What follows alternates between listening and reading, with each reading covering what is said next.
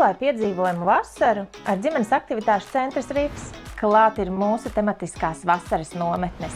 Vai zinājāt, kopā ar mūsu sirsnīgajiem skolotājiem un jomas profesionāļiem bērni šovasar pētīs, atklās un radīs vairāk nekā jebkad agrāk. Sporta bāzē bērnus sagaida aktīva un kustībām bagāta dienas daļa.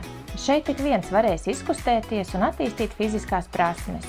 No dinamiskām stafetēm un kustību spēlēm līdz individuāliem izaicinājumiem, kur pārbaudīt savu ātrumu un veiklību.